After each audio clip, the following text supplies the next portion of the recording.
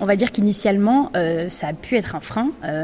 D'abord parce que culturellement, il fallait se positionner et se dire qu'on était légitime pour passer le barreau. Moi-même, j'avais pas spécialement pour idée de passer le barreau. Je me suis vraiment posé la question quand finalement j'ai enchaîné mes années de droit, j'ai eu mon bac, j'ai enchaîné mes années de droit. Et j'entendais effectivement certaines camarades parler de l'avocature et je me suis dit pourquoi pas. Et je l'ai tenté et je l'ai eu. Donc il n'y a pas eu de difficulté. Et après effectivement, j'ai envie de dire les vraies difficultés ont commencé, puisque là où on se dit qu'en fait on a le barreau et que ça y est, la vie va être magnifique, c'est là vraiment que c'est violent, mais c'est une violence qui porte ses fruits et qui permet vraiment après de générer une force.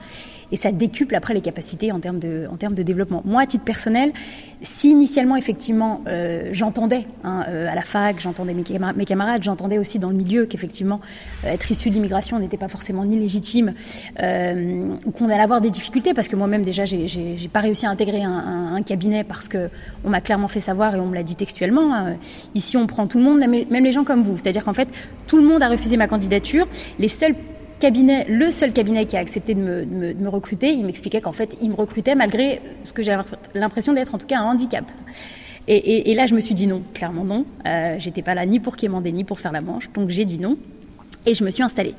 Et ça a été la meilleure décision que j'ai prise sur le plan professionnel parce que vraiment, ça m'a forgée, ça m'a formée, ça m'a renforcée. Et aujourd'hui, mes origines, c'est ma force qui me permet de développer une clientèle, d'aller au-devant, d'assumer totalement qui je suis et d'ouvrir la porte aussi aux autres générations. Et ce que j'ai envie de dire aux autres générations, effectivement, c'est que quand on est issu de l'immigration, de la diversité, alors c'est une question qui devrait même plus se poser. Chez nous, on est français depuis 4 générations. Mais effectivement, on a encore besoin, j'ai l'impression, en tout cas aux yeux des autres, de devoir légitimer une place. Moi, personnellement, ma place, je ne la dois qu'à moi-même. Ma position aujourd'hui, ma situation, je ne la dois qu'à moi-même. Et je fais vraiment en sorte d'ouvrir les portes aux jeunes générations parce que vraiment rien n'est impossible, ni d'avoir le barreau, ni de réussir l'avocature, ni de réussir n'importe quel autre poste finalement en France.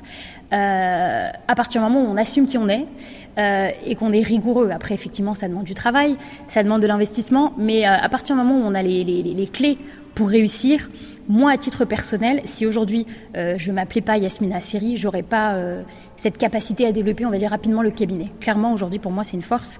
Et c'est vraiment ce que je veux dire aux jeunes générations. Et d'ailleurs, c'est pour ça aussi que j'enseigne à côté, parce que à côté de l'avocature, transmettre aux jeunes un message que moi, j'ai pas entendu quand j'étais avocate, ça permet vraiment de savoir que c'est possible. Et tous les jours sur les réseaux, on me dit c'est possible, j'ai envie de reprendre mes études, j'ai envie d'aller jusqu'au bout, voilà. Et rien que ça, pour moi, c'est énorme. Vous êtes bien sur Télédroit, vous regardiez Avocat. Merci de votre visionnage et laissez un like ou un commentaire. À très vite.